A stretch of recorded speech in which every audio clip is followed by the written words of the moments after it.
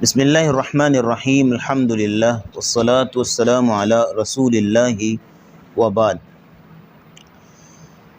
رسول اکرم صلی اللہ علیہ وسلم کو ہماری رشد و ہدایت کے لیے مبعوث کیا گیا اور ان کو ہمارے لیے اسوہ حسنہ بنایا گیا۔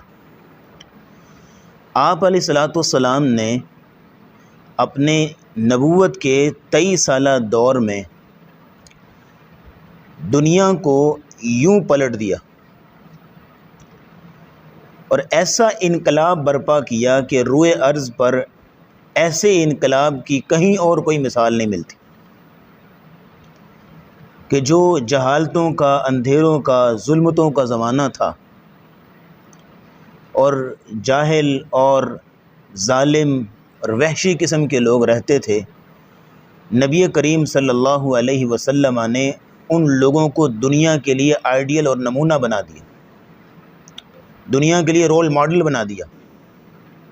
آخر وہ کیا حکمت عملی تھی، کیا آپ کا سلیبس تھا، کیا آپ کی پلاننگ تھی کہ جس کے ذریعے سے آپ نے اتنی بڑی تبدیلی دنیا کے اندر رونما کی؟ آپ علیہ الصلاۃ والسلام کا جو سلیبس تھا، آپ کا جو طریقہ کار تھا، اس کو قرآن مجید میں اللہ تعالیٰ نے 2 سے 3 بار ذکر کیا ہے۔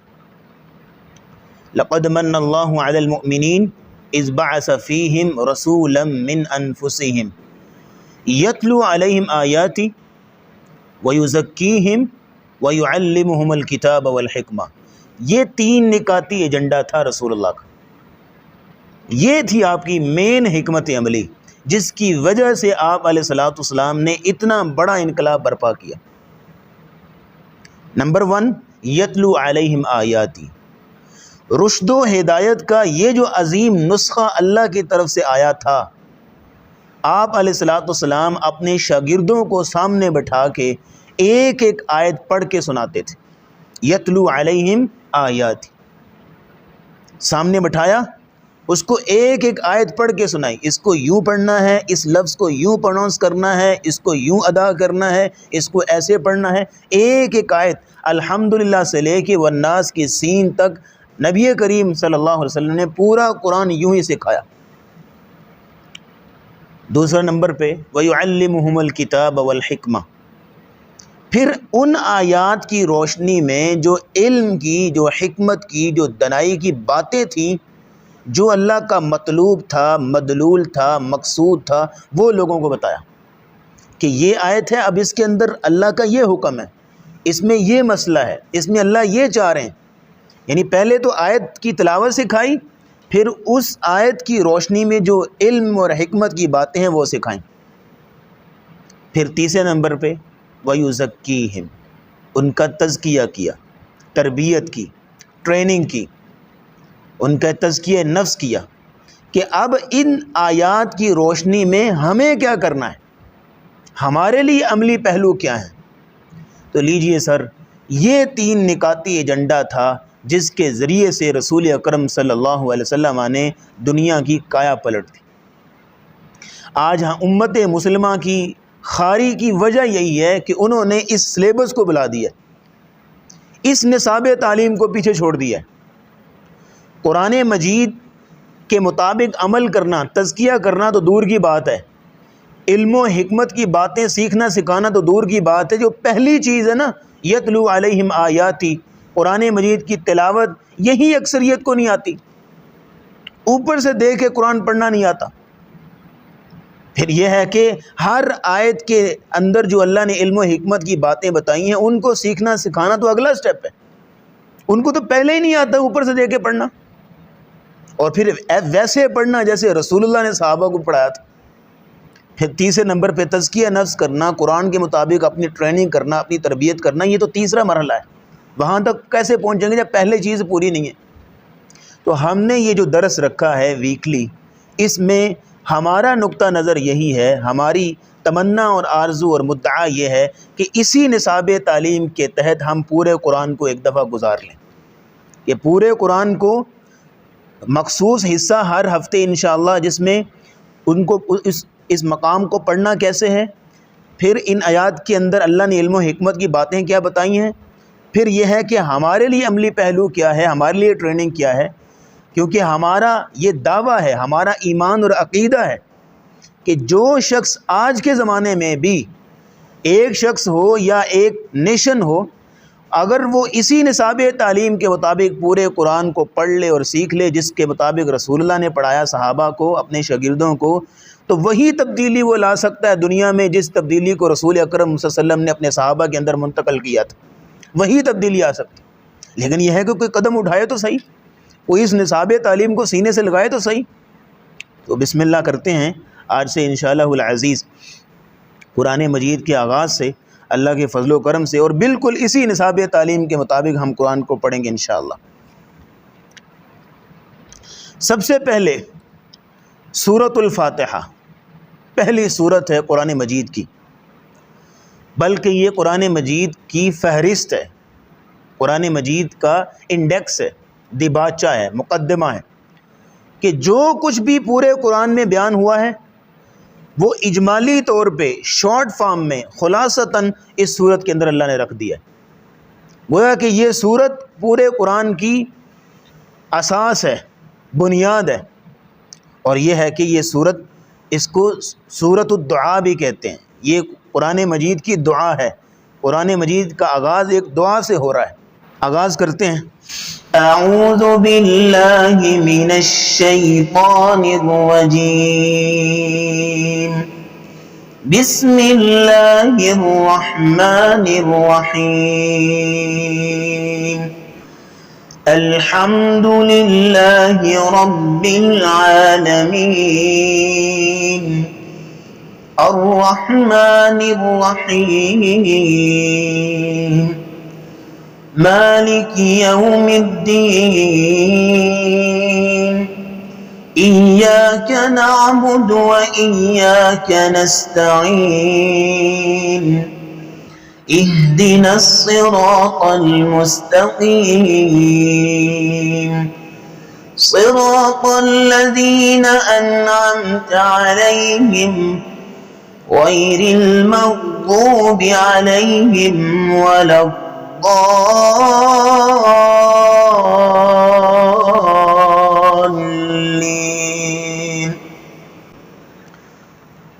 قرآن مجید کے آغاز سے قبل ہم نے اعوذ باللہ من الشیطان الرجیم پڑھا، اس کو تعوذ کہتے ہیں، استعاذہ کہتے ہیں، پناہ طلب کرنا۔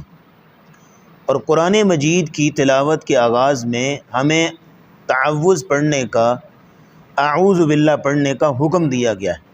سورہ نحل میں آتا ہے فَإِذَا قَرَأْتَ الْقُرْآنَ فَاسْتَعِذْ بِاللَّهِ مِنَ الشَّيْطَانِ الرَّجِيمِ، جب آپ قرآن کی تلاوت کرنے لگیں، قرات کرنے لگیں، تو پہلے اعوذ باللہ پڑھ لیں، اللہ رب العزت کی پناہ طلب کر لیں شیطان مردود سے۔ اس کی وجہ یہ ہے کہ شیطان کی ہر ممکن کوشش یہ ہوتی ہے کہ انسان کو نیکی سے روکے، انسان کے اندر کسی بھی قسم کی اچھائی والی تبدیلی نہیں آنی چاہیے، ہر ممکن کوشش اس کی یہ ہوتی ہے۔ اور پھر یہ ہے کہ قرآن مجید کی تاثیریں اور برکتیں ہیں کہ اذا تلیت علیہم آیاتہ زادتہم ایمانا، قرآن مجید کی تلاوت کرنے سے ایمان بڑھ جاتا ہے، اور قرآن مجید کی تلاوت کرنے سے تقشعر منہ جلود الذین یخشون ربہم ثم تلین جلودہم وقلوبہم الی ذکر اللہ، کہ جیسے جیسے آپ قرآن پڑھتے جاتے ہیں آپ کا دل اللہ کی طرف مائل ہوتا جاتا ہے، آپ کے دل میں اللہ کا ڈر اور خشیت پیدا ہوتی جاتی ہے۔ وَإِذَا تُلِيَتْ عَلَيْهِمْ آيَاتُهُ زَادَتْهُمْ ایمانا، ایمان بڑھتا جاتا ہے۔ یہ تاثیر ہے سب سے پہلی قرآن کی۔ تو شیطان کی سب سے پہلی کوشش یہ ہوتی ہے کہ انسان کو، قرآن پڑھنے والے کو اس تاثیر سے روکا جائے۔ یہ تاثیر قرآن کی اس کے دل میں پیدا نہیں ہونی چاہیے، کیونکہ قرآن ایک موٹیویشن ہے، قرآن سب سے بڑی موٹیویشن ہے کہ آپ جیسے جیسے قرآن پڑھتے جاتے ہیں، قرآنی آیتیں آپ کے اندر اترتی جاتی ہیں، قرآنی الفاظ آپ کی زبان سے ادا ہوتے جاتے ہیں، ویسے ویسے آپ کے اندر ایک نکھار، ایک حسن پیدا ہوتا جاتا ہے۔ لیکن وہ شیطان نہیں چاہتا، تو شیطان پھر روکتا ہے۔ یہی وجہ ہے تو اول تو ہماری اکثریت کا قرآن پڑھنے کو دل ہی نہیں کرتا، اور اگر کوئی پڑھنے بیٹھ بھی جائے بفرض محال تو کیا ہو رہا ہے جی، سستی، کاہلی اور جناب نیند آ رہی ہے، اور کام یاد آ جاتے ہیں، کیونکہ وہ شیطان جو ہے وہ وسوسے ڈال رہا ہے۔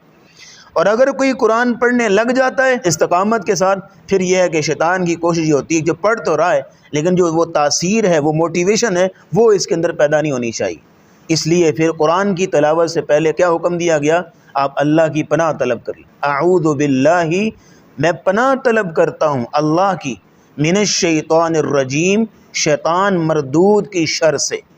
تو گویا کہ بندہ یہ کلمات بول کے اپنے آپ کو اللہ رب العزت کی پناہ میں دے دیتا ہے، اللہ کے حوالے کر دیتا ہے۔ یا اللہ میرے اندر کوئی طاقت نہیں میں شیطانی وسوسوں کو روک سکوں، صرف تیری توفیق سے، صرف تیری عنایت سے میری مدد کر، اور اس قرآن کی جو اصل تاثیر اور برکت ہے جس کی وجہ سے ایک تبدیلی انسان کے اندر آتی ہے، وہ میرے اندر پیدا کر۔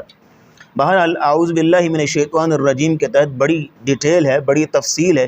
اگر آپ اس پہ پوری ایک تفصیل چاہتے ہیں تو آپ لکھیے یوٹیوب پہ اعوذ باللہ کی تفسیر، آگے نام لکھ لیجئے ہمارا حمزہ بن صیب، تو آپ کے سامنے آ جائے گا۔ پورا جمعہ ہم نے اس پہ پڑھا تھا، اس کے تمام جو نکات ہیں، تمام جو اس کی حکمتیں ہیں، فلسفہ ہے اعوذ باللہ کا، وہ سارے آپ کے سامنے آئے۔ یا آپ لکھیں قرآنک آرٹیکل نمبر 1، آگے نام لکھ لیں حمزہ بن صیب، تو آپ کے سامنے آ جائے گا انشاءاللہ۔ آگے چلتے ہیں۔ بسم اللہ الرحمن الرحیم، اللہ کے نام سے شروع، یا شروع اللہ کے نام سے۔ بسمی ساتھ، یہ با کا مطلب ہے اللہ کے نام کے ساتھ، یا با کا مطلب ہے برکت کے لیے، کہ بسمی اللہ کے نام کی برکت سے، یا بسمی اللہ کے نام کے ساتھ میں شروع کرتا ہوں۔ الرحمن، جو انتہا درجے کا مہربان، بہت زیادہ مہربان، الرحیم، ہمیشہ رحم کرنے والا ہے۔ یہ ہے اس کا اصل ترجمہ، بڑا مہربان، نہایت رحم کرنے والا، یہ کوئی ترجمہ نہیں ہے۔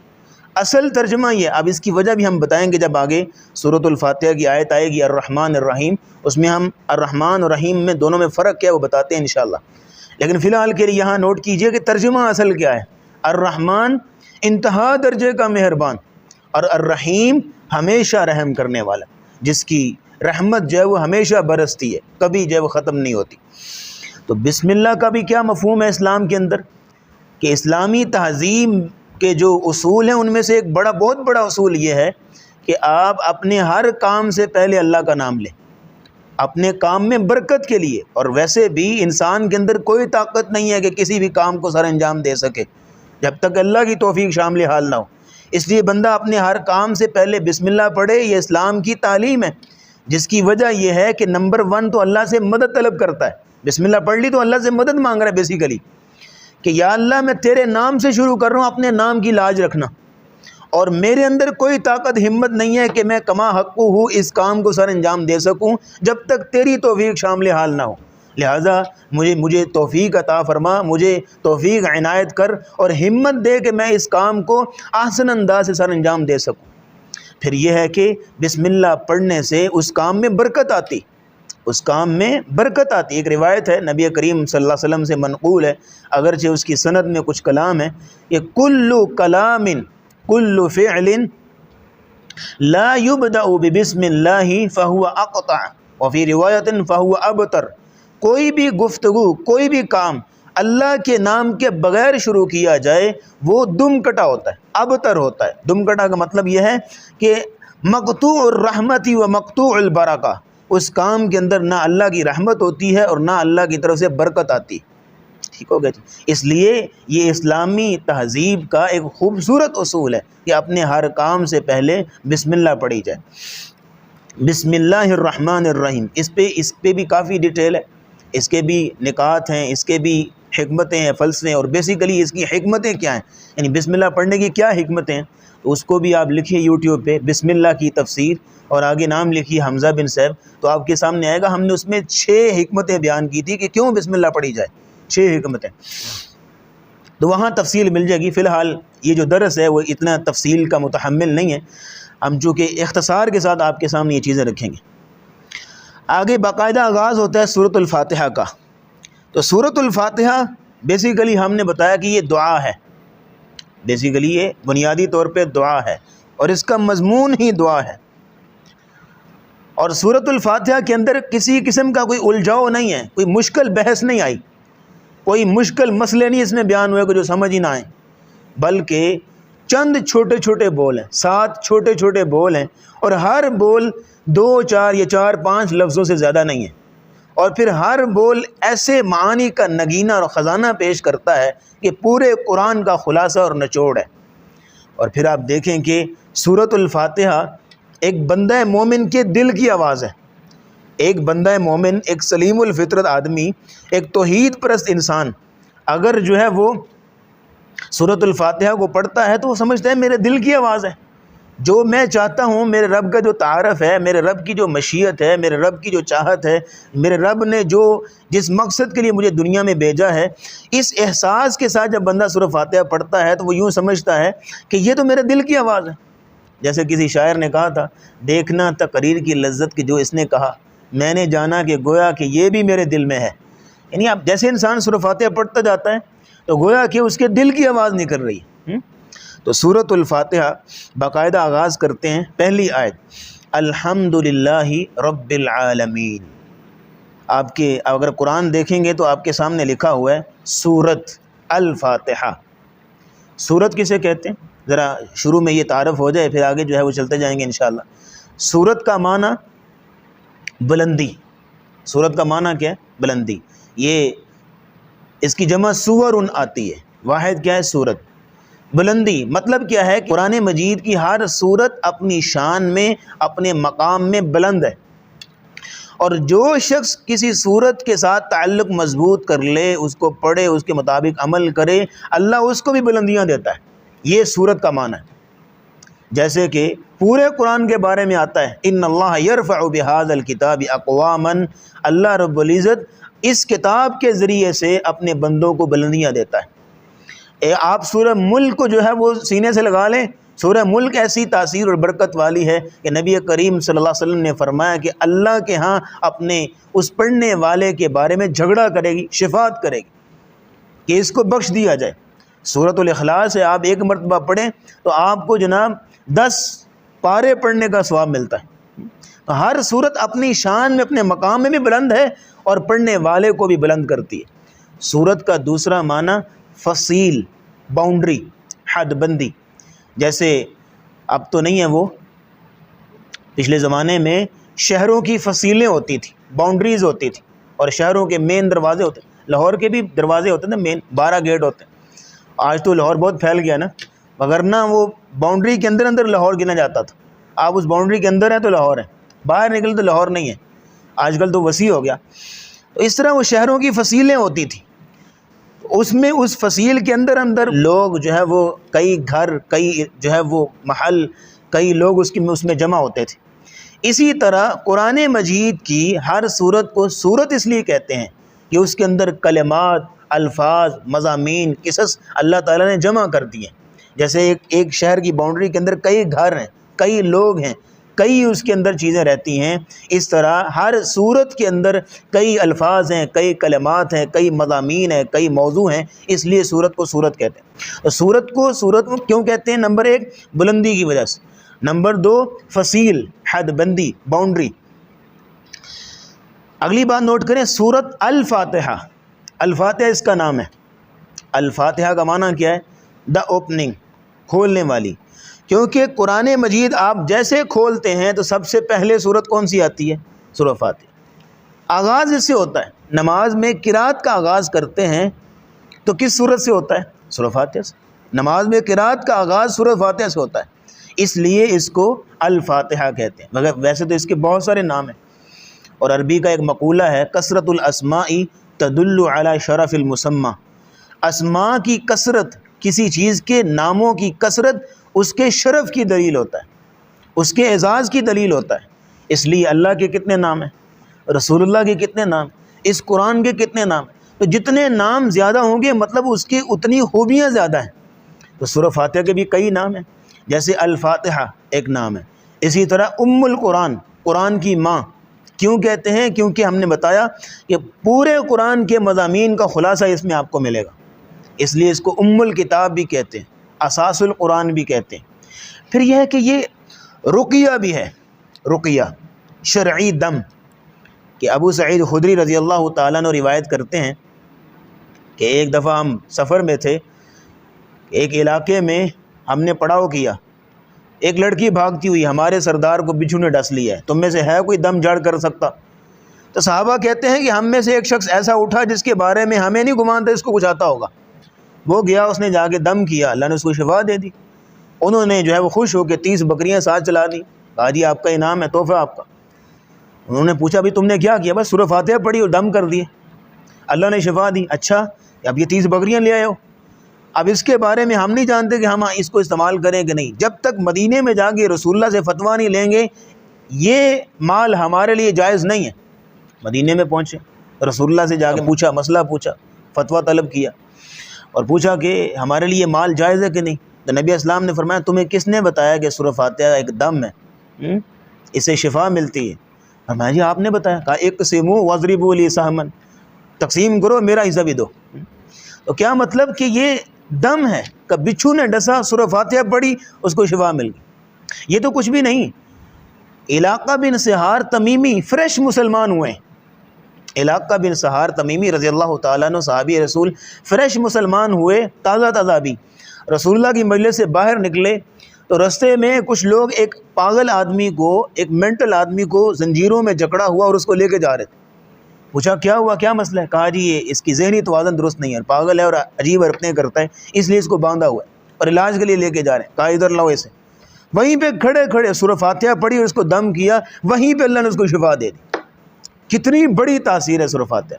کوئی اس یقین سے، اس ایمان سے پڑھنے والا ہو کہ اس کے دل کے نہال خانوں سے یہ سورہ فاتحہ نکلا، اس کا ایک ایک کلمہ جو ہے وہ اتنی تاثیر اور اتنی برکت رکھتا ہے کہ سالوں سال جو ہے وہ مینٹل ہاسپٹل میں پیشنٹ رہتے ہیں، شفا نہیں ملتی۔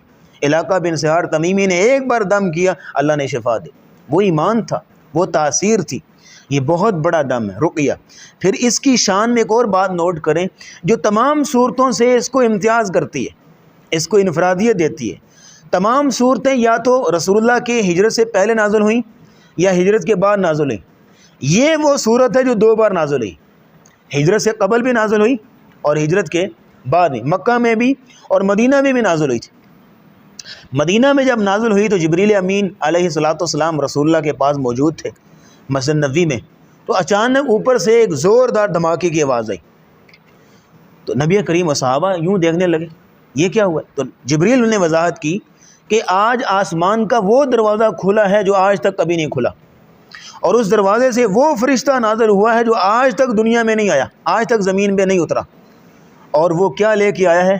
نبی اسلام کے پاس وہ فرشتہ حاضر ہوا اور آگے کہتا ہے ابشر بنورین، آپ کو 2 نوروں کی خوشخبری ہو۔ کون سے 2 نور؟ ایک سورۃ الفاتحہ اور دوسرا سورہ بقرہ کی آخری 2 آیتیں۔ اور فرمایا کہ ان 2 نوروں کے ذریعے سے آپ جو اللہ سے دعا کریں گے، بلکہ ان کے کسی بھی کلمے کے ساتھ، کسی بھی جملے کے ساتھ آپ اللہ سے جو دعا کریں گے آپ کو عطا کیا جائے گا۔ یہ اتنی تاثیر اور اتنی برکت ہے، تو سورہ فاتحہ کو 2 نوروں میں سے ایک نور قرار دیا گیا۔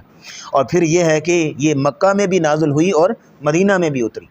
یہ وہ صورت ہے کہ جس کی شان اور جس کا مقام قرآن نے خود بیان کیا، وگرنہ اور کوئی صورت نہیں۔ قرآن میں آتا ہے وَلَقَدْ آتَيْنَاكَ سَبْعًا مِّنَ الْمَثَانِي وَالْقُرْآنَ الْعَظِيمِ، ہم نے آپ کو 7 بار بار دہرائی جانے والی آیتیں دی ہیں، 7 من المثانی، اور بار بار دہرائی جاتی۔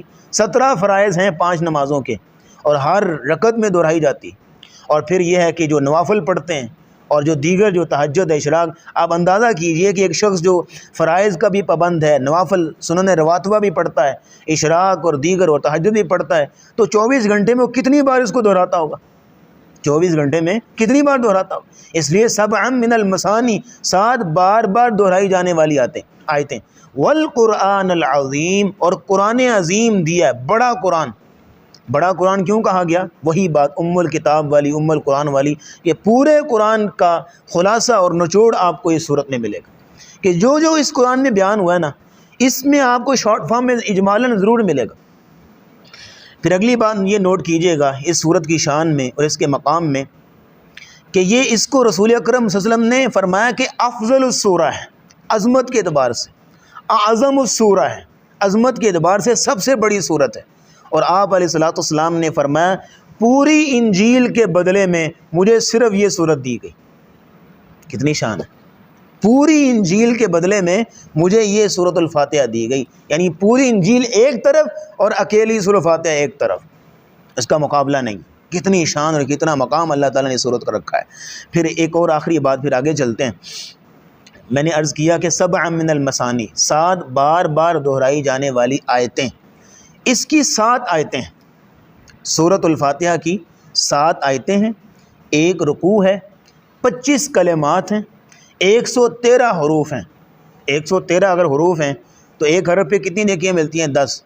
113 multiply by 10 is equal to 1130 نیکیاں ملتی ہیں کم از کم. وگرنہ ایک حرف پہ 10 نیکیاں تو فرض تو نہیں نا. اگر اخلاص سے پڑھا ہوا ہو، محبت سے پڑھا ہو، تو ایک حرف پہ 700 اور اس سے آگے میں نیکیاں ملتی ہیں. پھر اسی حساب سے ملٹیپلائی کرتے جائیے کہ آپ نے ایک دفعہ سورت پڑھی کتنی نیکیاں آپ نے کما لی. ترتیب مصحف میں یہ سورت پہلے نمبر پہ آپ کو نظر آ رہی، لیکن ترتیب نزولی میں 5ویں نمبر پہ سورہ مدثر کے بعد نازل ہوئی تھی. اور یہ وہ صورت ہے جو یک بارگی مکمل نازل ہوئی ہے پہلی صورتوں میں. یعنی اس کے بعد تو کئی صورتیں یک بارگی مکمل اتری ہیں، یہ وہ سب سے پہلی صورت ہے کہ جو کہ یک بارگی اور مکمل نازل ہوئی. ہم بتا رہے ہیں کہ اس کی 7 آیتیں ہیں، لیکن آیتوں کی تعیین میں اختلاف ہے. آیتوں کی تعیین میں اختلاف ہے. امام شافعی رحمہ اللہ کے نزدیک بسم اللہ الرحمن الرحیم کو شامل کر کے 7 آیتیں بنتی. بسم اللہ الرحمن الرحیم، الحمدللہ رب العالمین، الرحمن الرحیم، مالک یوم الدین، ایاک نعبد و ایاک نستعین، اہدنا الصراط المستقیم، صراط الذین انعمت علیہم غیر المغضوب علیہم ولا الضالین. یہ 7 آیتیں امام شافعی رحمہ اللہ کے نزدیک. لیکن امام ابو حنیفہ رحمہ اللہ کے نزدیک بسم اللہ نکال کے 7 آیتیں بنتی ہیں. وہ کیسے؟ وہ صراط الذین انعمت علیہم کو ایک آیت شمار کرتے ہیں، کیونکہ آپ قرآن مجید میں آپ دیکھتے ہیں کہ صراط الذین انعمت علیہم کے بعد آپ کو وہ 5 کا نشان ملے گا. یہ 5 کا نشان پورے قرآن میں 95 بار آیا ہے، اور 95 بار جہاں پہ آیا ہے وہاں مطلب یہ ہے کہ یہاں آیت کے شمار ہونے میں اختلاف ہے. بعض نے یہاں آیت شمار کی ہے، بعض نے نہیں کی. ٹھیک ہے جی. اور ایک علم ہے علم الفواصل. علم الفواصل یعنی آیتوں کا علم. اس کے اندر ہم نے اس کے پیپر بھی دیے ہیں، پڑھا ہوا ہے ہم نے الحمدللہ. اس میں سارا بتایا ہوا ہے کہ فلاں صورت میں فلاں جگہ پہ آیت ہے، فلاں پہ نہیں ہے، فلاں پہ ہے، فلاں پہ نہیں ہے، فلاں مصحف میں آیت شمار ہوگی، فلاں پہ نہیں شمار ہوگی. جیسے سیدنا عثمان رضی اللہ تعالیٰ عنہ نے 7 یا بعض روایت میں 6 بعض میں 5 مصاحف جو بھیجے تھے سیدنا عثمان نے مختلف علاقوں میں، تو ان مصاحف میں کہیں پہ کسی جگہ پہ کوئی آیت ہوتی تھی، کسی جگہ پہ نہیں آیت شمار ہوتی تھی. تو اسی طرح کا یہ اختلاف ہے. صراط الذین انعمت علیہم ہمارے نزدیک یہاں پہ امام ابو حنیفہ رحمہ اللہ کا موقف جو ہے وہ مضبوط ہے دلائل کے اعتبار سے. نبی کریم صلی اللہ علیہ وسلم کی حدیث ہے، حدیث قدسی ہے بیسیکلی. اللہ فرماتے ہیں قسمت الصلاۃ بینی و بین عبدی، میں نماز کو اپنے اور اپنے بندے کے درمیان تقسیم کرتا ہوں. نماز کو یہاں الصلاۃ نماز سے مراد سورہ فاتحہ ہے. اللہ نے سورہ فاتحہ کو اپنے اور اپنے بندے کے درمیان کیا کر لیا؟ ڈیوائیڈ کر لیا. کیسے؟ الحمدللہ رب العالمین جب بندہ نماز میں پڑھتا ہے تو اللہ کیا جواب دیتے ہیں؟ حمیدنی عبدی، میرے بندے نے میری حمد بیان کی. ایک آیت ہو گئی. الرحمن الرحیم جب پڑھا اللہ جواب دیتے ہیں اثنا علی عبدی، میرے بندے نے میری ثنا بیان کی. 2 آیتیں ہو گئی. تیسری آیت مالک یوم الدین جب پڑھا تو اللہ جواب دیتے ہیں مجدنی عبدی، میرے بندے نے میری بزرگی بیان کی. 3 آیتیں ہو گئیں. آگے جب بندہ کہتا ہے ایاک نعبد و ایاک نستعین، جب یہ کلمات دہراتا ہے تو اللہ کہتے ہیں ھذا بینی و بین عبدی، یہ میرے بندے اور میرے درمیان ہے. تو ایاک نعبد و ایاک نستعین کیا ہو گیا؟ درمیان. ایاک نعبد و ایاک نستعین کیا ہو گیا؟ درمیان. اور پیچھے 3 آیتیں یہ والی ایاک نعبد و ایاک نستعین درمیان میں، آگے اہدنا الصراط المستقیم. جب اس کو درمیان کہا ہے پھر آگے 3 آیتیں ہونی چاہیے تبھی 7 پوری ہوں گی. 3 پہلے ہو گئی، اس کو درمیان بنا رہے ہیں تو پھر آگے جو ہے وہ 3 آیتیں ہونی چاہیے. تو 3 آیتیں کون سی؟ اہدنا الصراط المستقیم، صراط الذین انعمت علیہم غیر المغضوب علیہم ولا الضالین۔ یہ 3 آیتیں ہیں، اس کے بعد 3 آیتیں پہلے اور درمیان میں کھڑا ایاک نعبد و ایاک نستعین۔ پھر ایک اور دلیل لیں، کسی بھی صورت میں بسم اللہ کو شمار نہیں کیا گیا، سورۃ توبہ کے شروع میں تو ہے ہی نہیں، اور جہاں تک تعلق ہے باقی 113 صورتوں کے شروع میں وہ بسم اللہ آئی ہے، لیکن وہاں آیت کاؤنٹ نہیں ہوتی۔ جیسے کہ نبی کریم صلی اللہ علیہ وسلم کی ایک حدیث آپ نے فرمایا ان سورۃ فی القرآن 30 آیہ شفعت لرجل حتی غفر له۔ قرآن مجید میں ایک صورت ایسی ہے کہ جس کی 30 آیتیں ہیں اور وہ اپنے پڑھنے والے کے بارے میں قیامت کو سفارش کرے گی، وہی تبارک الذی بیدہ الملک، اور وہ ہے سورہ ملک، اس کی 30 آیتیں۔ تو آپ وہاں جا کے دیکھیں، اگر بسم اللہ کو شمار کریں تو پھر 31 آیتیں بنتی، اس کا مطلب ہے کہ بسم اللہ شمار نہیں ہوگی۔ جب باقی قرآن میں کسی صورت کے شروع میں بسم اللہ کو کاؤنٹ نہیں کیا گیا تو پھر سورہ فاتحہ کے شروع میں بھی نہ کیجیے، اس کو بھی جو ہے وہ علیحدہ رکھی۔ ہاں، ہر صورت کے شروع میں بسم اللہ پڑھی جائے گی، چھوڑیں گے نہیں، برکت کے لیے۔ اور پھر یہ ہے کہ 2 صورتوں کے درمیان فرق ہی بسم اللہ سے ہوتا ہے۔ سنن ابی داؤد کی روایت ہے، راوی روایت کرتے ہیں کہ ہمیں اس وقت تک پتہ نہیں چلتا تھا صورت کے اختتام کا جب تک بسم اللہ نازل نہیں ہوتی تھی۔ بسم اللہ اتری تو ہمیں پتہ چل گیا کہ پہلی صورت ختم ہو گئی، اب یہ ہے کہ نئی صورت شروع ہو رہی ہے۔ ان 2 دلائل کے اعتبار سے صورت فاتحہ کی یوں 7 آیتیں بنتی ہیں کہ بسم اللہ کو شمار نہیں کیا جائے گا لیکن پڑھا جائے گا بسم اللہ کو۔ اور پھر یہ ہے کہ نماز میں رسول اکرم صلی اللہ علیہ وسلم بسم اللہ کو سرن پڑھا کرتے تھے۔ سیدنا انس رضی اللہ تعالیٰ عنہ کی روایت ہے کہ میں نے نبی کریم صلی اللہ علیہ وسلم، ابو بکر صدیق رضی اللہ تعالیٰ عنہ اور عمر فاروق رضی اللہ تعالیٰ عنہ کے پیچھے نماز پڑھی، کسی سے میں نے بسم اللہ اونچی آواز سے نہیں سنی، الحمدللہ سے شروع کرتے تھے۔ تو یہ بھی تیسری دلیل بن جاتی ہے کہ اگر بسم اللہ آیت کاؤنٹ ہوتی تو یہ کوئی کامن سینس تو نہیں نا کہ آپ ایک صورت کی ایک آیت کو چپ کر کے پڑھ رہے ہیں اور باقیوں کو آپ جو ہے وہ اونچی آواز سے پڑھ رہے ہیں، یہ تو کوئی کامن سینس کی بات نہ ہوئی۔ یا تو یہ ہے کہ تمام کو سرن پڑھیں یا یہ ہے کہ تمام کو جو ہے وہ جہرن پڑھیں۔ تو یہ بھی دلیل بنتی ہے کہ بسم اللہ اس کی آیت نہیں ہے، وہ صراط الذین انعمت علیہم کو آپ نے 6ٹھی آیت شمار کرنا ہے اور غیر المغضوب علیہم ولا الضالین 7ویں آیت شمار ہوگی۔ ایک روایت میں آتا ہے ابو ہریرہ رضی اللہ تعالیٰ عنہ نے بسم اللہ اونچی آواز سے پڑھی نماز میں اور پھر سورہ فاتحہ پڑھی اور سلام پھیرا اور کہا کہ میں تم سے زیادہ رسول اللہ صلی اللہ علیہ وسلم کی نماز کے زیادہ قریب ہوں، میں تم میں سے رسول اللہ صلی اللہ علیہ وسلم کی نماز کے زیادہ قریب ہوں۔ تو انہوں نے بسم اللہ پڑھی۔ اس لیے ان 2 روایتوں میں سیدنا انس کی اور سیدنا ابو ہریرہ کی روایت میں تطبیق بیان کی امام ابن قیم نے زاد المعاد میں، اور انہوں نے کہا ہے کہ اکثر رسول اللہ سرن پڑھتے تھے، کبھی کبھار جہرن پڑھتے تھے، تو کبھی کبھار جہرن بھی بسم اللہ پڑھی جا سکتی ہے اونچی آواز سے۔ چلیے، ان تمام باتوں کے بعد ایک آخری بات پھر آگے تفسیر شروع کرتے ہیں کہ سورۃ الفاتحہ نماز کا رکن ہے۔ جیسے ہم نے پڑھا قسمت الصلاۃ بینی و بین عبدی، اللہ کہتے ہیں میں نے صلاۃ کو، نماز کو اپنے اور اپنے بندے کے درمیان تقسیم کیا ہے۔ تو یہاں نماز سے مراد کیا ہے؟ سورۃ الفاتحہ۔ سورۃ فاتحہ کو نماز کہا گیا ہے اس لیے کہ نماز سورۃ فاتحہ کا رکن ہے۔ جس رکعت میں یا جس نماز میں سورۃ الفاتحہ نہیں، وہ نماز ہی کنسیڈر نہیں کی جاتی۔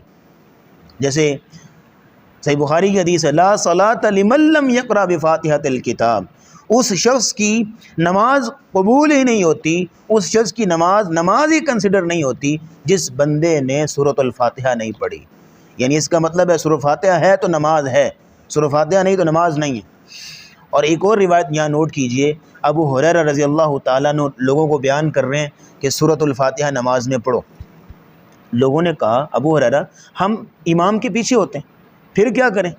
یعنی جہری نمازوں میں یا سری نمازوں میں امام کی اقتداء میں ہوتے ہیں، تو کیا کریں؟ جہری نمازوں میں امام جہری قرات کر رہا ہے، اس وقت کیا حکم ہے؟ کہا اقرأ بہا فی نفسک، تب پھر اپنے جی میں پڑھو، اپنے دل میں قرات کرو۔ اور نبی کریم صلی اللہ علیہ وسلم ایک دن فجر کی نماز پڑھا رہے تھے اور آپ علیہ الصلاۃ والسلام قرات کر رہے تھے، تو آپ کے پیچھے بھی صحابہ قرات کر رہے تھے۔ تو آپ علیہ الصلاۃ والسلام پہ آپ کی قرات جو ہے وہ بوجھل ہونا شروع ہو گئی۔ اب ظاہر ہے کہ آپ پڑھ رہے ہو اور پیچھے شور ہو رہا ہو تو بندہ ڈسٹرب ہوتا ہے۔ تو آپ علیہ الصلاۃ والسلام نے سلام پھیرا اور آپ نے پوچھا لعلکم تقرؤون قبل امامکم، تم لگتا ہے امام کے پیچھے پڑھتے ہو؟ جی یا رسول اللہ پڑھتے ہیں۔ کہا لا تفعلوا، نہ پڑھا کرو، الا بام الکتاب، صرف سورہ فاتحہ پڑھا کرو۔ تو ان 3 دلائل کی روشنی میں کیا معلوم ہوا کہ امام کے پیچھے ہو اقتدا کر رہا ہو یا اکیلا نماز پڑھ رہا ہو، نماز سری ہو یا نماز جہری ہو، نماز نفل ہو یا نماز فرض ہو، نماز جنازہ ہو یا نماز عید ہو، کوئی بھی نماز ہو، کسی بھی نوعیت کی ہو، سورۃ الفاتحہ کے بغیر نماز نہیں ہے۔ لیکن آپ اس کی تقسیم کر لیں پڑھنے کی، امام کے پیچھے ہیں تو نبی کریم صلی اللہ علیہ وسلم آگے یہ حدیث ہے مستدرک الحاکم میں، آپ نے فرمایا جو شخص امام کے پیچھے سورۃ فاتحہ پڑھے فَلْيَقْرَأْ فِي سَقْطَاتِهِ، وہ امام کے سقطوں میں سورۃ فاتحہ پڑھے، امام کے سائلنس جو ہوتے ہیں اوقات ان میں سورۃ فاتحہ پڑھے۔ اور امام کے سقطے کون سے ہیں؟ امام کے سقطے 3 ہیں۔ نمبر 1، نبی کریم صلی اللہ علیہ وسلم سقطہ کیا کرتے تھے پہلی رکعت میں سورۃ فاتحہ سے پہلے۔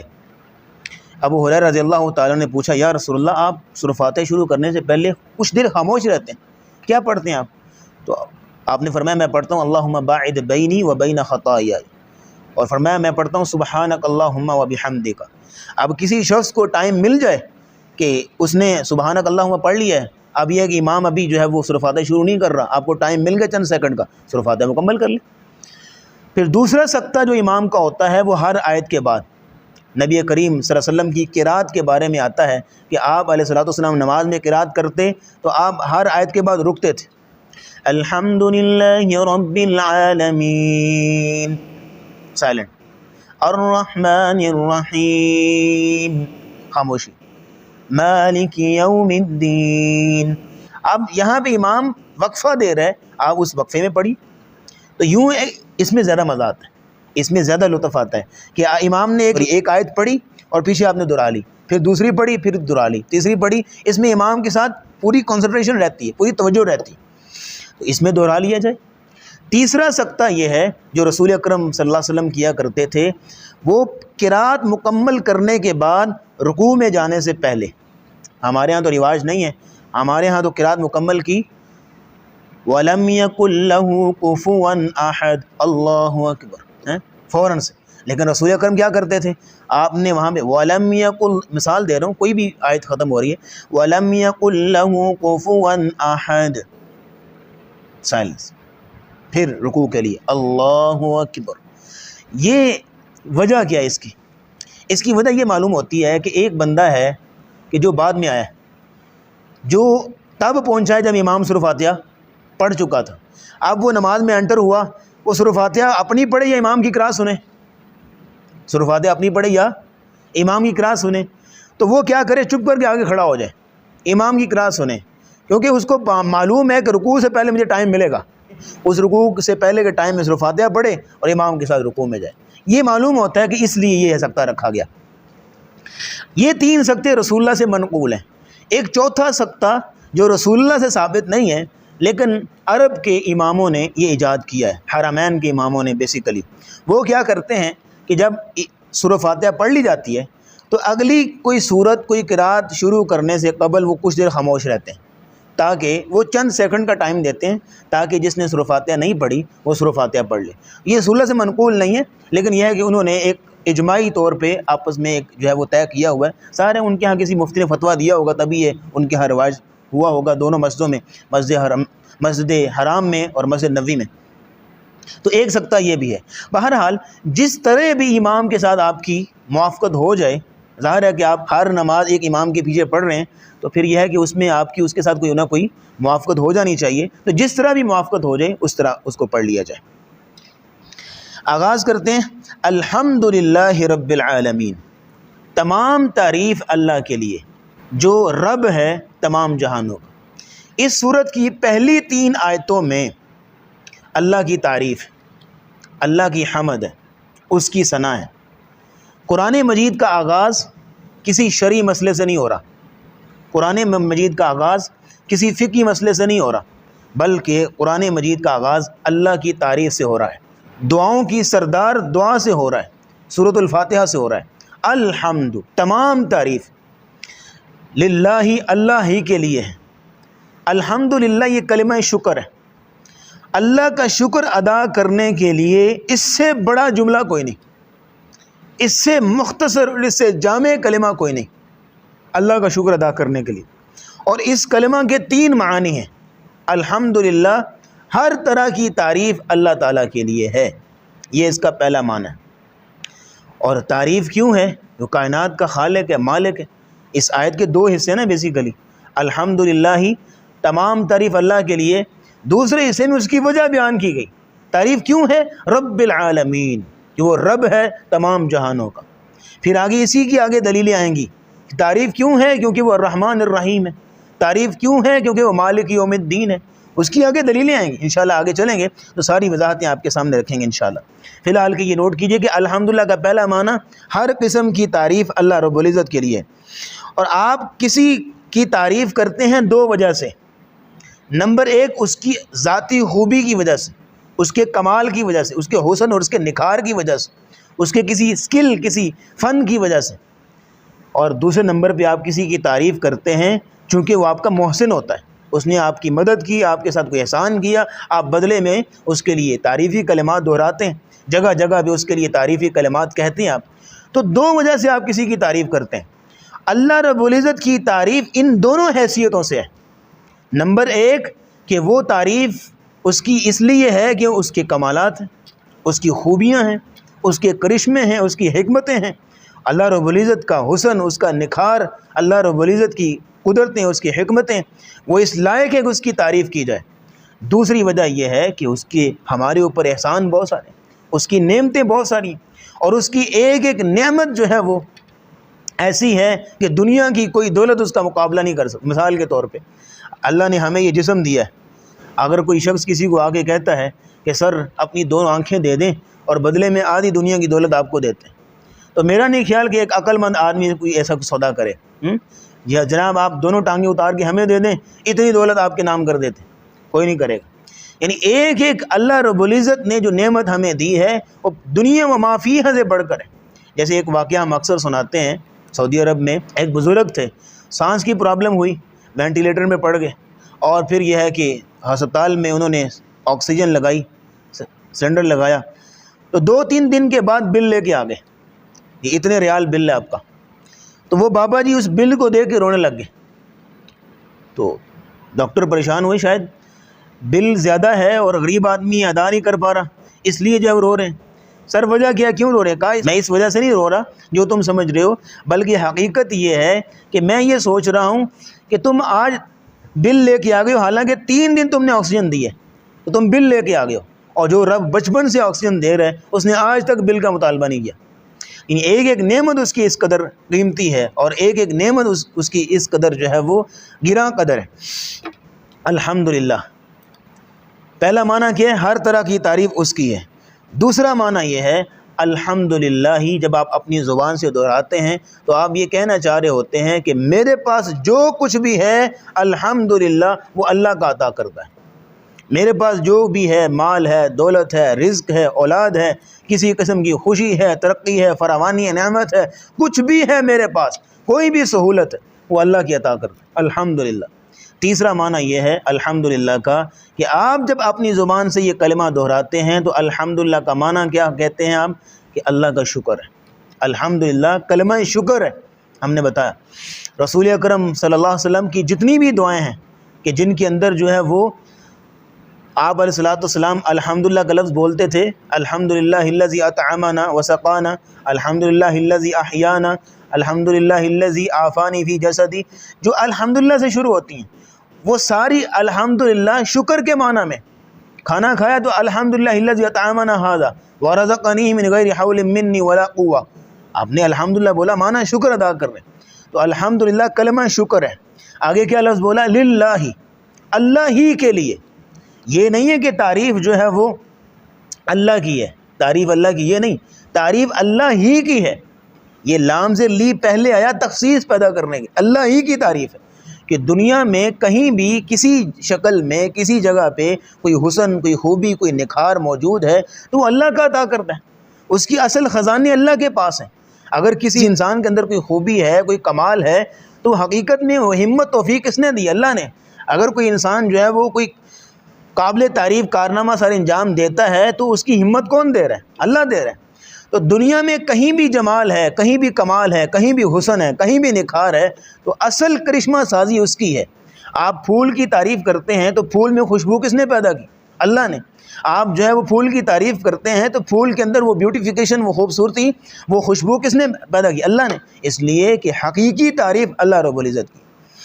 بہرحال الحمدللہ کی بھی بڑی جو ہے وہ ڈیٹیل ہے، بڑی تفصیل ہے، تو اس کا بھی اگر آپ تفصیل کے ساتھ سننا چاہیں تو قرآنک آرٹیکل نمبر 4 لکھ کے آپ آگے لکھیے الحمدللہ کی تفسیر، پھر آگے جو ہے وہ نام لکھیے حمزہ بن صیب، تو آپ کے سامنے آ جائے گا۔ رب العالمین، جو رب ہے تمام جہانوں کا، یہ الحمدللہ کی دلیل دی جا رہی کہ تمام تعریفیں اس رب کے لیے کیوں ہیں؟ کیونکہ وہ رب ہے تمام جہانوں کا۔ یہاں رب کے 4 معنی ہیں۔ رب کے کتنے معنی؟ 4۔ نمبر 1، رب کا معنی پالنے والا، روزی دینے والا۔ اور کائنات میں کتنی مخلوق ہے؟ سائنٹیفک ڈسکوریز کے مطابق، سائنٹیفک انفارمیشن کے مطابق 2 ملین سپیشیز ہیں زمین پہ رہ رہی، 2 ملین سپیشیز۔ انسان ایک سپیشی ہے، جن ایک سپیشی ہے، پھر انسان کی آگے جو ہے وہ کتنی تعداد ہے، جنوں کی آگے کتنی تعداد ہے، پھر جو ہے وہ مچھلیاں ایک سپیشی ہیں، اور مچھلیوں کی آگے کتنی قسمیں اور کتنی تعداد ہے۔ تو اس طرح کتنی مخلوق ہے اللہ کی، اور ہر ایک کو اس کی ضرورت کے مطابق جو ہے وہ رزق دے رہا ہے۔ پھر ہر ایک کی ضرورت مختلف ہے۔ اب جو ضرورت انسان کی ہے وہ ضرورت جن کی تو نہیں نا، جو ضرورت جن کی ہے وہ مچھلیوں کی نہیں ہے، اور جو مچھلیوں کی ہے وہ دیگر چرند پرند کی نہیں ہے۔ ہر مخلوق کی اپنی ضرورت ہے، تو اس کی ہر ضرورت کے مطابق اللہ رب العزت اس کو دے رہا ہے۔ یہ وہ ہے رب العالمین، رب ہے تمام جہانوں، پالنے والا، روزی دینے والا۔ دوسرا معنی رب کا مالک، جس کی ملکیت ہے، جیسے آتا ہے نا رب السماوات والارض، زمین و آسمان کا رب ہے، معنی زمین و آسمان کا مالک ہے۔ رب المشرق والمغرب، مشرق اور مغرب کا رب ہے، معنی مشرق اور مغرب کا مالک ہے۔ تو رب کا دوسرا معنی کیا ہے؟ مالک۔ رب کا تیسرا معنی حاکم، جس کا حکم چلتا ہے۔ ان الحکم الا للہ، حکمرانی کس کی ہے؟ اللہ کی، حاکمیت اس کی ہے، حکم اس کا چلتا ہے، حاکم ہے، اس کی اطاعت کی جاتی ہے۔ رب کا معنی یعنی الحمدللہ تمام تعریف اللہ کے لیے، کیوں؟ رب العالمین، وہ تمام جہانوں کا پالنے والا ہے، وہ تمام جہانوں کا مالک ہے، وہ تمام جہانوں کا حاکم ہے، اس لیے تعریف ہے۔ تو رب العالمین کا چوتھا معنی یہ ہے رب مربی سے ہے، تربیت کرنے والا، تربیت کرنے والا، اصلاح کرنے والا۔ تو ہماری تربیت کے لیے پورا قرآن دے دیا کہ نہیں؟ یہ ہماری تربیت کے لیے۔ پھر یہ ہے کہ تربیت کی 2 قسمیں ہیں، ایک تربیت عامہ، جنرل تربیت، ایک تربیت خاصہ، اسپیشل تربیت۔ تربیت عامہ کیا ہے؟ کہ ہر مخلوق کو اور ہر انسان کو تربیت دے رہا ہے، اس کو سکھا رہا ہے۔ جیسے بچہ ہے تو اس کو کوئی علم نہیں ہے، ماں باپ کا کوئی خبر نہیں ہے، لیکن اتنا اس کے اندر اللہ تعالیٰ نے رکھا ہوا ہے کہ جب بھوک لگے بس چھوڑ ڈالنا، اور جب جو ہے وہ ماں دودھ دینے لگی ہے تو اس دودھ کو کیسے کھینچنا ہے کس نے سکھایا؟ اللہ تعالیٰ نے سکھایا۔ ایک چوزہ ہے، وہ ادھر سے کہیں جا رہا ہے تو ادھر سے جو ہے وہ کوئی بلی آ جاتی ہے یا کوئی اور ڈوگی آ جاتا ہے، اب وہ چوزہ بھاگ کے ماں کے پروں کے نیچے جا کے چھپ جاتا ہے، تو اس کو یہ کس نے بتایا کہ یہ دشمن ہے اور یہ دوست ہے؟ کس نے سکھایا اس کو؟ تو یہ اللہ رب نے تربیت دی، ہر ایک کے دل میں القاء کر دیا، بتا دیا ہے کہ یہ تیرے لیے نقصان کی چیز ہے، یہ تیرے لیے فائدہ کی چیز ہے۔ یہ تربیت عامہ ہے۔ جیسے شہد کی مکھی ہے، اس کے بارے میں اللہ کہتے ہیں وَأَوْحَى رَبُّكَ إِلَى النَّحْلِ، اللہ تعالیٰ نے شہد کی مکھی کی طرف وحی کر دی کہ تمہاری زندگی کا مقصد یہ ہے کہ تم نے شہد تیار کرنا۔ ہر مخلوق کے دل میں اس کی زندگی کا مقصد اور اس کی ساری جو ضروریات ہیں، جو تربیت کے اصول ہیں، وہ ودیت کر دیے گئے۔ یہ تربیت عامہ ہے۔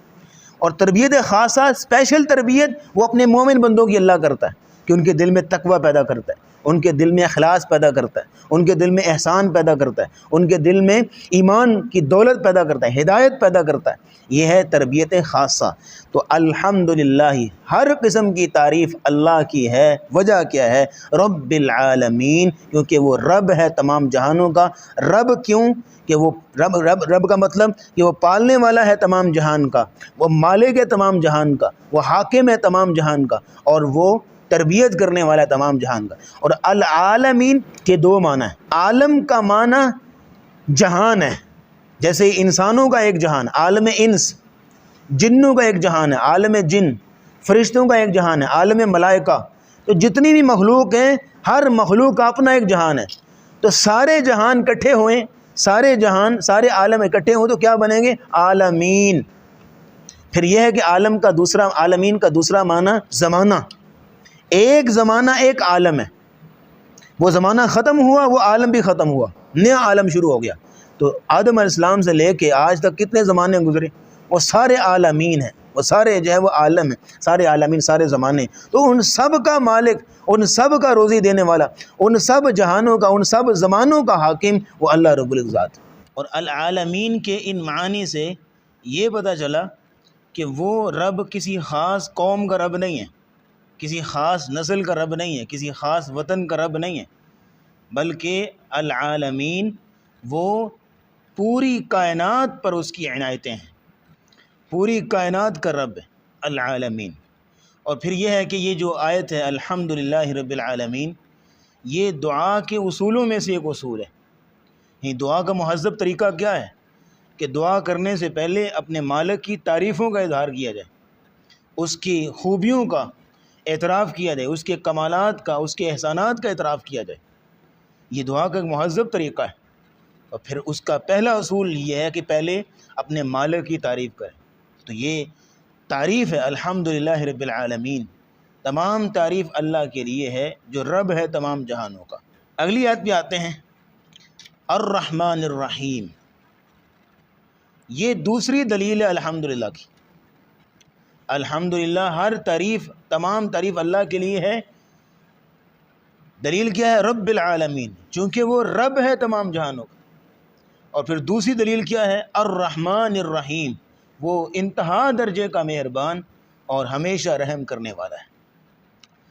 یہاں ایک اور نقطہ نوٹ کیجئے کہ توحید کی تین قسمیں ہیں، تین قسمیں، اور اس پہلی آیتوں میں اللہ رب العزت نے تینوں قسموں کا ذکر کر دیا، پہلی تین آیتوں میں، جیسے کہ الحمد للہ، یہ للہ اللہ ہی کے لیے ہے، یہ مفہوم دے رہا ہے توحید الوہیت کا کہ ہر چیز اللہ کے لیے ہے، للہ توحید الوہیت۔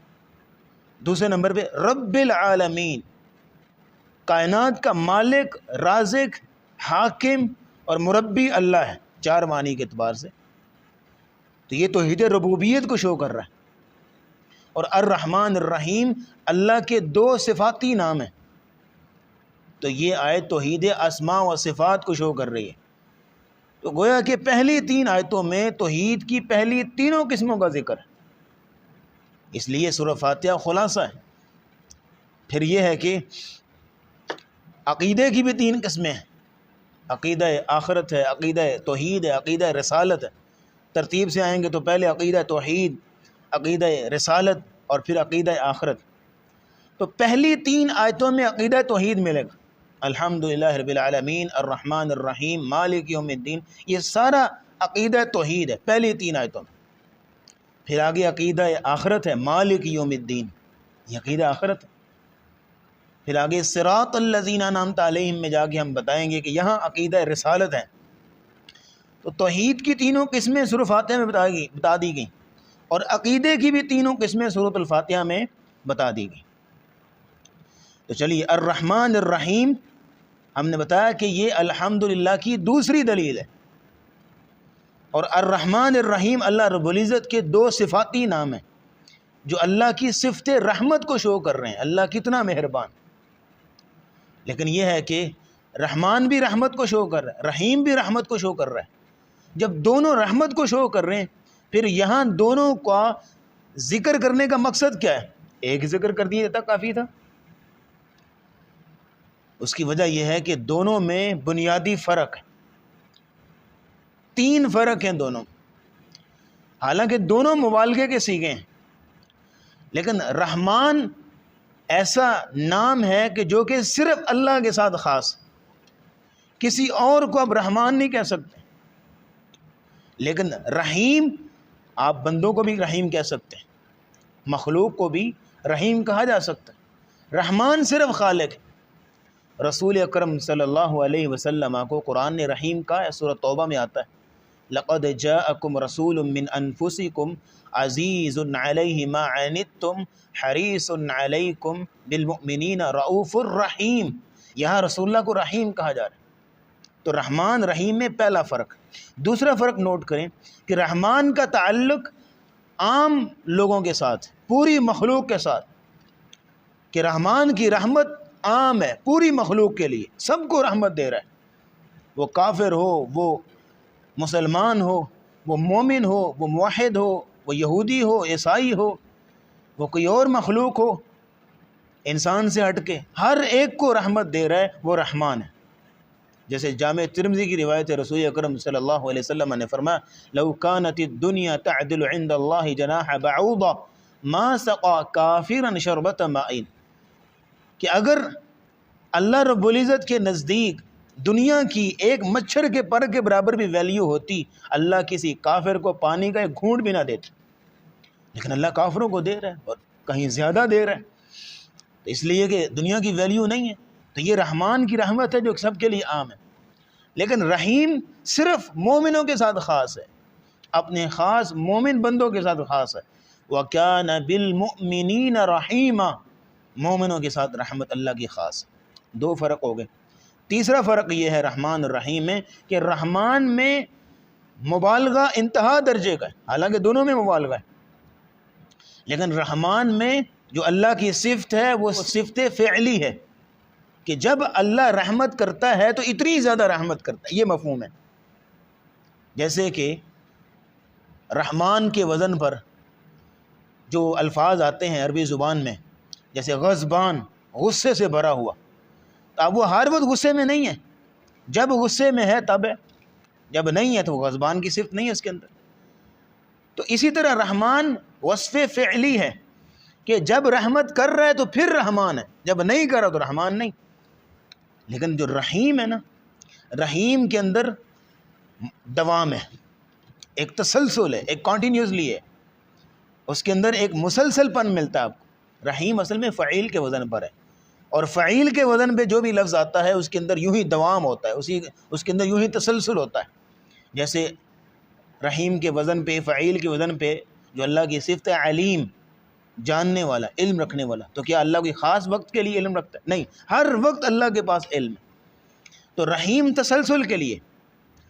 تو رحمان کی کیفیت کو سمجھنا ہو نا تو آپ طوفان کو دیکھیں، جیسے سمندر میں طوفان آتا ہے، وہی اسی کے وزن پہ، کہ ہر وقت طوفان نہیں ہوتا، لیکن جب آتا ہے تو پھر بہت اس کی انتہا ہوتی ہے۔ یہ رحمان کی صفت ہے کہ جب ہر وقت رحمت نہیں کرتا، لیکن جب کرتا ہے تو بہت زیادہ۔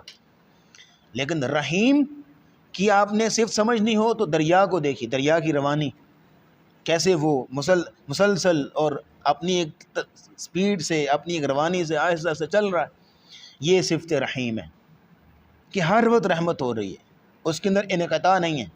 تو رحمان اور رحیم میں یہ بنیادی فرق ہے۔ رحمان بہت زیادہ مہربان لیکن کبھی نہیں بھی کرتا، لیکن رحیم بہت زیادہ رحمت کرتا ہے لیکن مسلسل کرتا ہے۔ اس لیے ہم نے ترجمہ کیا کیا، الرحمن الرحیم، انتہا درجے کا مہربان، اور الرحیم ہمیشہ رحم کرنے والا، کہ رحیم کے اندر تسلسل ہے، انقطاع نہیں ہے۔ الرحمن الرحیم کے ذیل میں توحید اسماء و صفات آتے ہیں، اور ہم نے بتایا کہ جو شخص نماز میں الرحمن الرحیم پڑھتا ہے تو اللہ رب العزت اس کو جواب دیتے ہیں، اسنا علی عبدی، میرے بندے نے میری ثنا بیان کی۔ انشاءاللہ اگلی مجلس میں اسے آگے شروع کریں گے۔ اللہ رب العزت دعا ہے اللہ کما حق ہو قرآن کو سمجھنے کی اور اللہ رب العزت پہ عمل کرنے کی توفیق بخشے۔ بات وہی ہے آخر میں جو شروع میں ہم نے کہی تھی کہ ہماری اس کلاس کا جو اصل مقصد ہے وہ رسول اللہ کا جو سلیبس ہے، نصاب تعلیم، انقلابی پہلو جو رسول اللہ کا تھا اس کے مطابق ہم نے چلنا ہے، پورے قرآن کو گزارنا ہے۔ سورہ فاتحہ میں ذرا کچھ زیادہ ڈیٹیل ہوتی ہے، آگے اختصار کے ساتھ انشاءاللہ چلیں گے۔ وآخر دعوانا الحمدللہ رب العالمین۔